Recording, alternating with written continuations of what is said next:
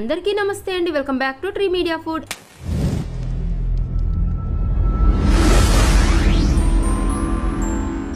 ఎలా ఉన్నారు అందరూ?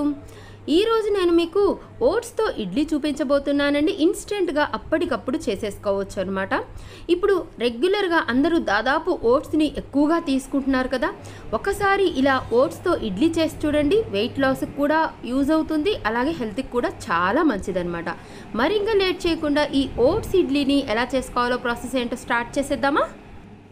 ముందుగా స్టవ్ ఆన్ చేసుకొని ఒక కడాయి పెట్టేసుకొని అందులోకి 1 కప్పు ఓట్స్ వేసుకొని సిమ్లో మాత్రమే ఫ్రై చేసుకోవాలి. ఇవి నార్మల్ ఓట్స్, ఎలాంటి ఫ్లేవర్ లేదనమాట, రెగ్యులర్గా వాడే ప్లెయిన్ ఓట్స్. ఇలా ఫ్రై అయ్యాక ఒక ప్లేట్లోకి తీసుకొని కొంచెం చల్లారిన తర్వాత మిక్సీలో వేసుకొని పౌడర్ చేసుకొని పక్కన పెట్టేసుకోండి. ఇప్పుడు అదే కడాయిలో 1 టేబుల్ స్పూన్ ఆయిల్ వేసుకోండి.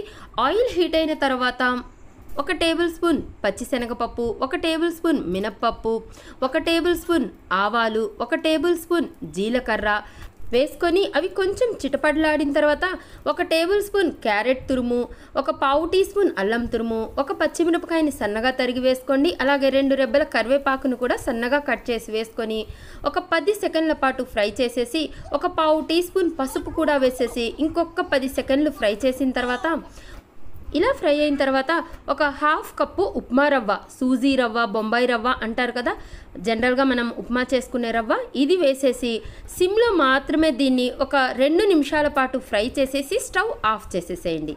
ఆ తర్వాత దీన్ని కిందకి దించేసి మనం పౌడర్ చేసి పెట్టుకున్నాం కదా ఓట్స్ని, ఈ పౌడర్ని వేసేసేయండి. వీటన్నిటిని బాగా మిక్స్ చేసేసేయండి. ఇలా మిక్స్ చేసుకున్న తర్వాత ఒక 1/2 కప్పు పెరుగు యాడ్ చేసేసి కొంచెం వాటర్ యాడ్ చేస్తూ ఈ మిశ్రమాన్ని బాగా కలుపుకోండి. ఒకేసారి వాటర్ పోసేయొద్దండి, కొంచెం యాడ్ చేసుకోండి. మనకి దాదాపు ఒక 1/2 కప్పు నుంచి 1/4 కప్పు వరకు వాటర్ పడతాయన్నమాట ఈ స్టేజ్లో. ఇలా కలుపుకున్న తర్వాత సన్నగా తరిగిన కొత్తిమీర కూడా కొంచెం యాడ్ చేసుకోండి, బాగుంటుందన్నమాట.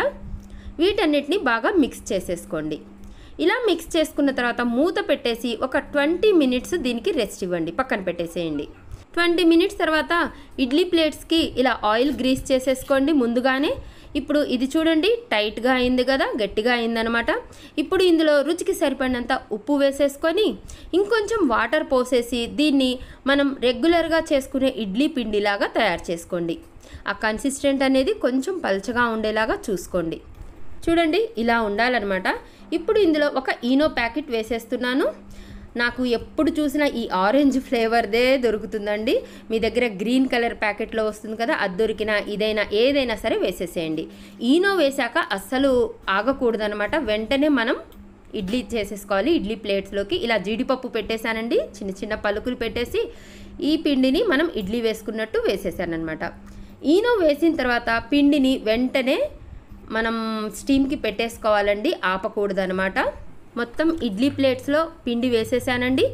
మనం రెగ్యులర్గా ఇడ్లీ ఎలా వండుకుంటామో అలాగే స్టవ్ ఆన్ చేసుకొని ఆ పాత్రలో వాటర్ పోసుకొని అందులో ఈ ప్లేట్స్ పెట్టేసి మూత పెట్టేసి మీడియం ఫ్లేమ్లో ఒక 15 to 20 మినిట్స్ స్టీమ్ చేసుకోండి. అంతేనండి, ఓట్స్ ఇడ్లీ రెడీ అయిపోయాయన్నమాట.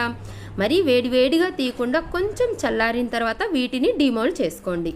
ఏదైనా కొబ్బరి పచ్చడి, పల్లీ చట్నీ లేదా పుదీనా చట్నీ, రెగ్యులర్ రోటి పచ్చళ్ళు, కారపొడి, ఇలా దేంతో అయినా ఈ ఇడ్లీ చాలా టేస్టీగా ఉంటాయండి. మీరు కూడా ట్రై చేసి చూస్తారు కదా, ట్రై చేశాక ఎలా వచ్చిందో నాకు కామెంట్ బాక్స్లో చెప్పండి. ఇలాంటి మరిన్ని హెల్దీ రెసిపీస్ కోసం మన ఛానల్ని సబ్స్క్రైబ్ చేస్తారు కదా. నా వీడియో కనుక నచ్చినట్లయితే లైక్ చేయండి, మీ ఫ్రెండ్స్కి, ఫ్యామిలీ మెంబర్స్ కూడా షేర్ చేయండి. థ్యాంక్ యూ సో మచ్ అండి. Thank you.